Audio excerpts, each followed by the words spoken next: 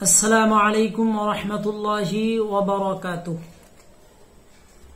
نحمده ونصلي على رسوله الكريم أما بعد فأعوذ بالله من الشيطان الرجيم بسم الله الرحمن الرحيم إن عدة الشهور عند الله 12 شهرا في كتاب الله يوم خلق السماوات والأرض منها 4 حرم وقال النبي صلى الله عليه وسلم أفضل الصيام بعد رمضان شهر الله المحرم أو كما قال عليه الصلاة والسلام সম্মানিত হাজিরিন, আমি আপনাদের সম্মুখে আশুরা সম্পর্কে আমি কিছু আলোকপাত করতে যাচ্ছি। সর্বপ্রথম আমি মুহররমের তাৎপর্য নিয়ে কিছু আলোচনা করব। মুহররম সম্পর্কে আল্লাহ রাব্বুল আলামিন পবিত্র কোরআনে কারীমের মধ্যে ঘোষণা করেন, ইন্না ইদ্দাতাশ শুহুরি ইনদাল্লাহি 12 শাহরান ফি কিতাবিল্লাহ ইয়াওমা খালাকাস সামাওয়াতি ওয়াল আরদা মিনহা 4 হুরুম। আল্লাহ রাব্বুল আলামিন যে দিন থেকে জমিন এবং আসমানকে বানিয়েছেন, সৃষ্টি করিয়েছেন, ওই দিন থেকে আল্লাহ রাব্বুল আলামিন বৎসরে 12টা মাস বানিয়েছেন। 12 শাহরান 12টা মাস বানিয়েছেন। আর এই 12টা মাসের মধ্যে থেকে আল্লাহ রাব্বুল আলামিন 4টা মাসকে মুহতারাম সম্মানিত করিয়েছেন। মিনহা 4 হুরুম, এই 4টা মাস হলো সম্মানী মাস। তার মধ্যে থেকে 3টা মাস হলো লাগাতার, যেমন জিলকায়দা, জিলহিজ্জা, মুহররম, আর একটা হলো রজব। এই 4 মাসকে আল্লাহ রাব্বুল আলামিন মুহতারাম বানিয়েছেন। সুতরাং এই 4 মাসের মধ্যে মুহররম মাস আছে। সুতরাং এই মুহররম মাসও অনেক গুরুত্বপূর্ণ এবং সম্মানিত মাস। মুহতারাম হাজিরিন, এখন আমি আপনাদের সম্মুখে আলোচনা করব 10 মুহররমে রোজা রাখার তাৎপর্য সম্পর্কে। অর্থাৎ আমরা 10 মুহররম আশুরার দিন কেন রোজা রাখবো। আল্লাহ নবী সাল্লাল্লাহু আলাইহি ওয়াসাল্লাম মদিনায় গেলেন। সেখানে গিয়ে দেখলেন ইহুদিরা তারা রোজা রাখতেছে 10 মুহররম। তাদেরকে জিজ্ঞাসা করলেন যে তোমরা কিসের জন্য রোজা রাখতেছো আজকে। তখন ইহুদিরা তার উত্তরে নবী করিম সাল্লাল্লাহু আলাইহি ওয়াসাল্লামকে বলেছিলেন যে আমরা এই দিন হযরতে মূসা আলাইহিস সালাতু ওয়াস সালাম ফেরাউনের থেকে তারা নাজাত পেয়েছেন, এই কারণে শুকরিয়া হিসেবে তারা রোজা রাখতেছে। আল্লাহ নবী সাল্লাল্লাহু আলাইহি ওয়াসাল্লাম বললেন তাহলে আমরাও তো হকদার ওনার, যেহেতু মূসা আমার ভাই, তাহলে আমিও রোজা রাখবো।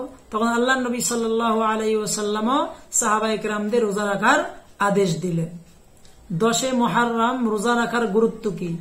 আল্লাহ নবী সাল্লাল্লাহু আলাইহি ওয়াসাল্লাম, হাদিস শরীফের মধ্যে আসছে, আল্লাহ নবী সাল্লাল্লাহু আলাইহি ওয়াসাল্লাম কখনো 4টা জিনিস কখনো ছাড়েন নাই। আল্লাহ নবী সাল্লাল্লাহু আলাইহি ওয়াসাল্লাম 4টা জিনিস কখনো ছাড়েন নাই। এর মধ্যে একটা হলো আশুরার রোজা, মুহররমের 10 তারিখের দিনের রোজা।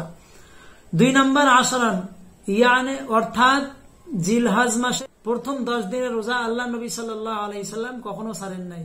3 নম্বর আইয়ামে বীজ, অর্থাৎ প্রত্যেক মাসের 13, 14, 15 এই 3টা রোজা কখনো ছাড়েন নাই। 4 নম্বর ফজরের আগে 2 রাকাত সুন্নত নামাজ আল্লাহ নবী সাল্লাল্লাহু আলাইহি ওয়াসাল্লাম কখনো ছাড়েন নাই। সুতরাং বোঝা গেল আশুরা রোজা গুরুত্বপূর্ণ, আল্লাহ নবী সাল্লাল্লাহু আলাইহি ওয়াসাল্লাম এটাকে কখনো ছাড়েন নাই।